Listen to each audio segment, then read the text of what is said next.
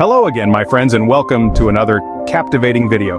Why did Hitler hate Jewish people? A question that has puzzled many for decades. History is not just a collection of dates and events, but a profound exploration of human behavior and ideologies. It is through understanding the past that we can gain insights into the present and perhaps shape a more compassionate future. Today, we delve into the complex matrix of culture, politics, and personal biases that fostered Hitler's deep-seated animosity. Dive with us into a journey through time as we explore the roots of Hitler's hatred towards the Jewish people. Adolf Hitler, born in 1889, carried a deep-seated hatred for Jews. But where did this originate from? In the small Austrian border town of Braunau am Inn, Adolf Hitler was born into a humble family. His father, Alois Hitler, a stern and volatile man, was a customs official. His mother, Clara Hitler, was a gentle and nurturing woman who doted on her son. Young Adolf was a dreamer, with aspirations of becoming an artist, a dream his father fiercely opposed. This tumultuous relationship with his father perhaps sowed the seeds of rebellion and resentment in him. His schooling was a mixed bag. He was a bright student, but his rebellious nature often landed him in trouble. During these years, Hitler was exposed to nationalist ideas. Austria was a melting pot of diverse cultures, and nationalist sentiments often bred xenophobia, particularly against Jews who were seen as outsiders. As Hitler moved into his late teens and early 20s, he relocated to Vienna with dreams of joining the Academy of Fine Arts, but his hopes were dashed not once but twice when he failed to secure admission. Vienna, a city of culture and intellect, was also a hotbed of anti-Semitic sentiments.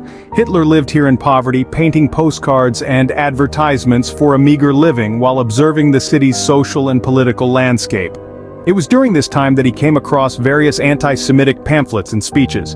The rhetoric, blaming Jews for the socio-economic problems of the time, seemed to resonate with him. Hitler's early life was a fusion of personal failures, societal influences, and a growing sense of resentment. His father's volatile nature, the rejection from the art academy, and the poverty he experienced in Vienna, coupled with the exposure to anti-Semitic propaganda, all contributed to shaping his hatred for Jews. These early experiences planted the seeds of Hitler's hatred, but the story doesn't end there. Hitler's ideology, as expressed in Mein Kampf, provides further insight into his hatred. This book, written while Hitler was imprisoned following a failed coup, became the blueprint for his political vision and the Nazi Party's agenda. The cornerstone of Hitler's ideology was his belief in racial purity. He championed the idea of the Aryan race, an idealized, superior race he believed was at risk of being diluted and destroyed by interbreeding with inferior races. This obsession with racial purity was not entirely new. It was a twisted interpretation of contemporary theories of race and eugenics. But Hitler took it to an extreme. The Jews, in Hitler's worldview, were the ultimate threat to this racial purity. He painted them as a parasitic race responsible for all of Germany's ills, from economic depression to moral degeneration. He blamed them for Germany's loss in the First World War, for the spread of communism, and for what he saw as the decay of German culture. In Mein Kampf, Hitler also laid out his beliefs about the role of the state. He argued that the state's primary duty was to preserve the racial purity of its people.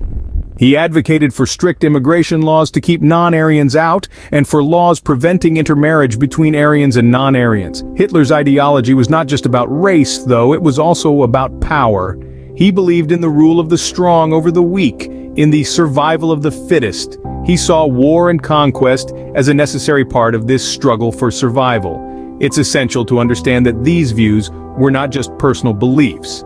They were the foundation of the Nazi Party's policies. Hitler's ideology, as expressed in Mein Kampf, shaped the party's agenda, from its propaganda to its laws. His views on race and power influenced everything from education to foreign policy. These views were not just personal beliefs, but they became the foundation of the Nazi Party's policies. Hitler's ideology, as outlined in Mein Kampf, played a crucial role in the rise of the Nazi Party and the atrocities they would commit. The rise of the Nazi Party saw the amplification of Hitler's anti-Semitic views. This rise was not an overnight phenomenon, but a gradual progression fueled by the political climate of post-World War I Germany. Reeling from the defeat, The nation was ripe for the rise of an extremist party. In the early 1920s, the Nazi Party, or the National Socialist German Workers' Party, was a small fringe group barely visible in the vast political landscape of Germany. But as the decade wore on, the party began to grow, its popularity fueled by the economic hardships of the Great Depression and the resentment many Germans felt towards the Treaty of Versailles. Hitler, a charismatic speaker, was able to channel these feelings of frustration and anger into a potent political force. He blamed the Jews for Germany's woes, painting them as the enemy within, a scapegoat for all of Germany's ills. As the Nazi Party grew, so did Hitler's influence. His anti-Semitic views became part and parcel of the party's ideology, incorporated into their policies and propaganda. The Nazis propagated the idea of racial purity, with the Aryan race at the top and the Jews at the very bottom. This notion of racial supremacy was used to justify their increasingly aggressive actions against the Jewish community. By the early 1930s, the Nazi Party had become a major political force in Germany. In 1933, Hitler was appointed as chancellor, and the Nazi Party effectively became the ruling party. With this newfound power, Hitler was able to transform his personal hatred into a state-sponsored terror. Anti-Semitic laws were passed, Jews were systematically marginalized, and a climate of fear was created that would eventually lead to the horrors of the Holocaust. All of this was made possible by the rise of the Nazi Party, a rise that was intrinsically linked with Hitler's deep-seated hatred of the Jews. With the Nazi Party's rise to power, Hitler's hatred had now become a state-sponsored terror. Hitler's hatred led to one of the darkest chapters in human history, the Holocaust. This was the period during World War II when Hitler's Nazi Germany orchestrated the systematic, state-sponsored genocide of 6 million Jews. But how did Hitler's deep-seated animosity translate into such a horrific event? The Holocaust didn't occur overnight. It was the culmination of years of anti-Semitic propaganda, policies, and actions, all fueled by Hitler's deranged belief in racial purity. He saw Jews not as individuals but as a collective enemy that was responsible for Germany's problems and the world's ills. Hitler's twisted ideology was put into action with the implementation of the final solution, a plan for the total annihilation of the Jewish people. Jews were rounded up from all corners of Europe, stripped of their rights, their property, and their dignity. They were herded into ghettos before being transported to concentration and extermination camps. There, they were subjected to unspeakable horrors, from forced labor and inhumane medical experiments to mass shootings and gas chambers. The scale of the Holocaust was staggering. Approximately 2 out of every 3 European Jews were killed. Entire communities were wiped out. Generations of families were lost. This was not an act of war, but a deliberate and systematic effort to exterminate a people.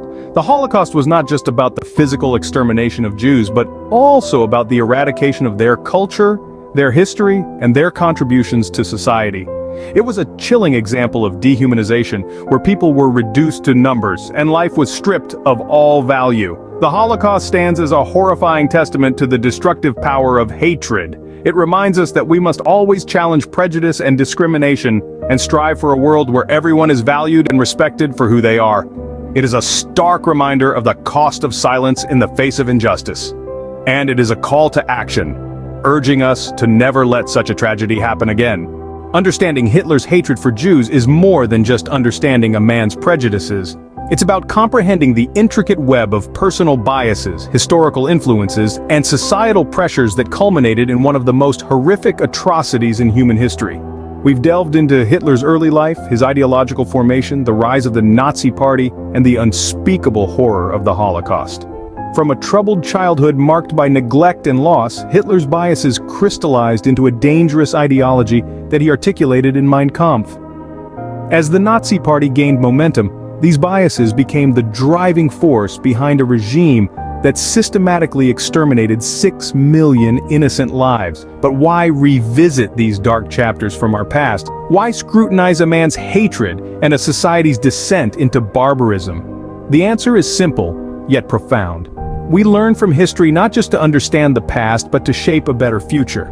We remember the Holocaust so that we never repeat it. We study Hitler's prejudices to recognize the signs of bigotry and hate, and to challenge them when we see them in our world today. As we reflect on the past, we realize the importance of standing against hatred and bigotry in all its forms. This is the true lesson from history. Thank you for watching this video, and don't forget to like and subscribe. See you on the next video.